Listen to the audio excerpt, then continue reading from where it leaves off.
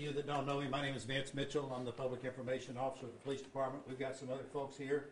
But the main reason we're here this afternoon after the fire that we assisted the fire department on this morning, a lot of you expressed an interest in being able to talk to the officers that helped save that baby and its mother. And so we decided to put this little session together for y'all to get that opportunity to talk to the officers. First of all, I'd like to introduce Officer Lozano and Officer Childers. These are the two officers. Actually, there were three involved in that, but one of them couldn't make it. But let's just let y'all tell what y'all did this morning and let them ask you their questions. Do you mind if they come to the podium? You want to go behind the podium there? I'm sorry. Much else. Oh, thanks. Please state your name and your last name. My first and last name is John Lozano. How do you spell your last name? Lisano. Okay. Mine is Ryan Childers. Okay, guys, tell me what happened from the beginning once you got the call. We got dispatched to an apartment fire at 2001 Berg. Upon arrival, there was small flames coming out of the upstairs window, but the complete staircase was engulfed in flames. There was a male laying on the pavement, bleeding, and I was told that there was another female with a baby in the back, still trapped in the apartment. When I contacted her, she was still hesitant, like the fire department was stating, on releasing the child because the smoke wasn't extremely bad at that point in time. Okay, so you yelled up to her? Yes, ma'am. We were actually in contact with her at that time. Okay, and so what was she saying? Get help is basically her initial response. At that point in time, that she wasn't comfortable releasing her baby out of the window. We started trying to look for a ladder or anything at the apartment complex to try to assist in that. Okay, and why did you know that it was important to go ahead and have her throw the baby to you? That was actually okay. Yeah, at that point, whenever I arrived and I was on the scene, Ryan was there first and kind of briefed us and given us the location where we need to go. We proceeded to that area. At the time, saw the male on the ground, and we just had several. Ryan had already informed us by police radio that there were two more inside.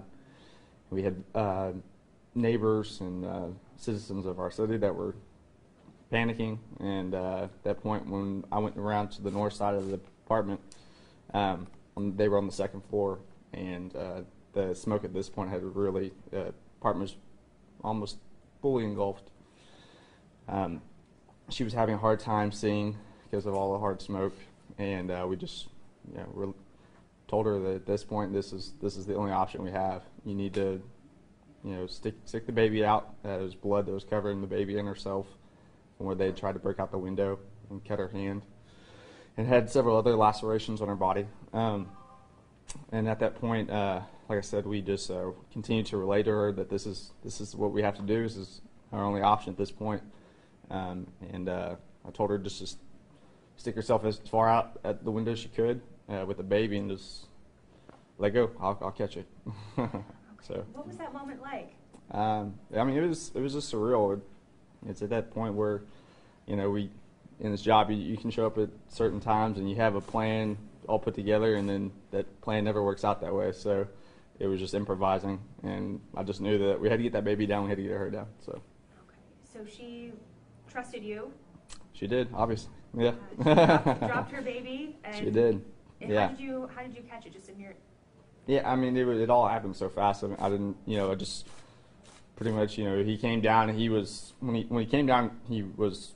I tried to make sure I positioned one hand at the neck and one hand at his lower torso, just to make sure we didn't have any breakage or anything of that nature. And then once I caught him and could do a quick feel over, make sure that there was no vital injuries, he was still breathing, functioning just fine. At that point, was when Ryan stepped in and a citizen, I believe, if you want to take over from there. Yeah, there was an unknown citizen who was actually in verbal communication with her, someone at the apartments, and the two firefighters behind us, and we convinced her that she needed to jump. So she jumped off the window too? Yes, ma'am. Myself and the other bystander called her. Oh, wow. Okay. Was there another male in the apartment, right? He had jumped out before I got there. Yes, ma'am. Okay. He was already on the ground, and he had suffered a severe laceration to his bicep and was bleeding profusely. And we were working on getting him aid at that time. However, our primary concern was that we still had 2 people trapped inside that we knew of, and so that's where we initially went to go for them first. Have you ever been in a situation like this before? I have not. No, ma'am. What was it that you knew? Like just your training, your instinct? Yeah, I mean, it's a little bit of both. Again, you know, we just in this job, you're taught to act. You know, we can't sit around sometimes and wait. Sometimes you can, sometimes you can't, and this was the instance in which we couldn't. And so, being that we're on night shift patrol, we're able to get there a lot quicker than fire and EMS, just because they're not necessarily staging maybe in that area or constantly moving throughout the city. And we didn't have them there at that time, so we just had to improvise and do what we could. Okay. How long have y'all been police officers, both of you? I've been a police officer for 2 years. Almost 16. 16, okay. What did the mom say to you after she got down on the ground? I think she was still in a lot of shock. She was bleeding pretty profusely from her hand, and we were trying to, at that point when they got her down and we had the baby, we were trying to find a good place for cover so that way they wouldn't inhalate any more smoke than they already had. We thankfully at that time had a lot of good concerned citizens and neighbors who were readily available with towels and things, and so we had to kind of improvise there for a little bit. We cut the back portion of her shirt off to wrap her arm up with. Yeah, just so we could get pressure on where she had, because she had, I guess, broken out the window, and you could tell she was frightened and she was scared and she was concerned for her baby. And I think her motherly instincts just kicked in at that point, and I don't think she realized that she was as cut as badly as she was initially. And so our just again go back to our training, you know, just applying just basic medical needs to them until we could get the medical professionals there. So. Were you afraid that something might have gone wrong if the baby was thrown to you and then maybe you were not able to catch it? Yeah, I think that's always going to be, you know, something that I guess I could play in my head. But I didn't. Once the baby was coming down, there was no option. It was catch the baby. You know, whether I've got to throw my body down to catch it or however I've got to do to catch the baby, it's catch the baby. So. You literally felt like you had their lives in your hands. You say that. And now that you know what happened afterwards, you know they're okay. How do you feel now? I mean, it's our job, and you know, we acted as a unit very well, and I was really proud of all of our guys. We all were working very efficiently together and effectively. We had officers that aren't in this room right now that played just as big a vital role as we did, and you know, we say something in police that's feel and flow.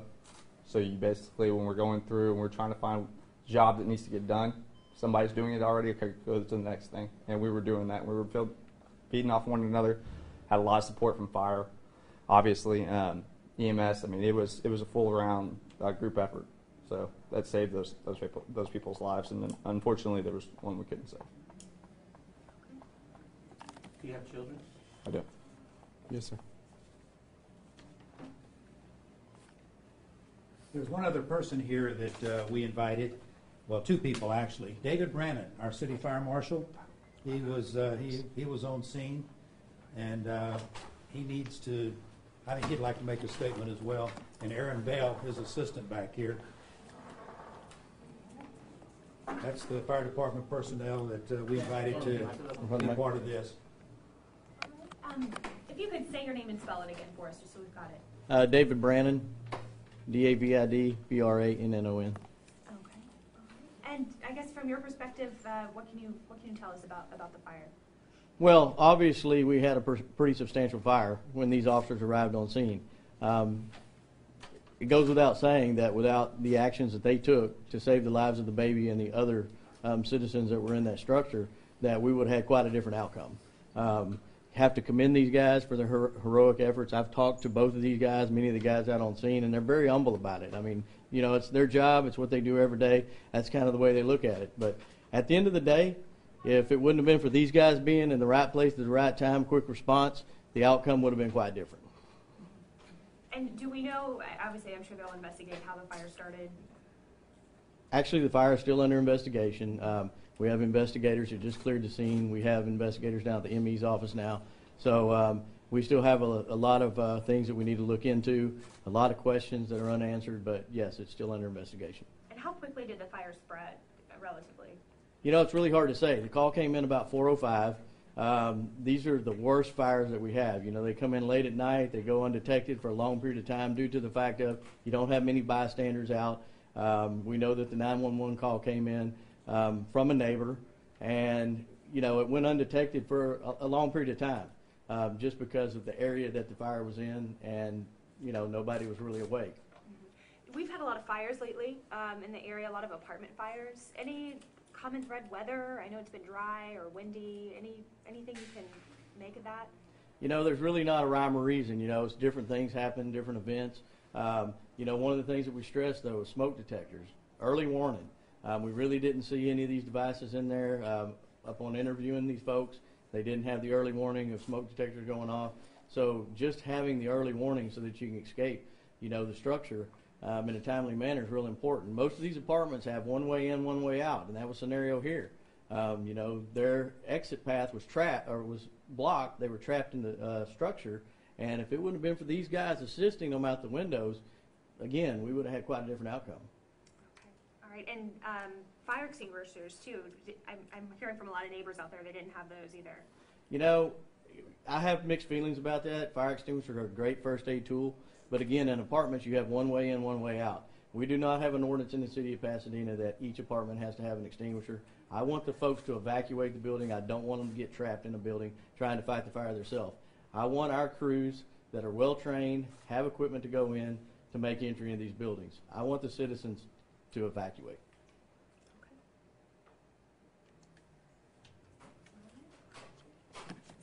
Thank you. Thank you. Thank y'all for coming.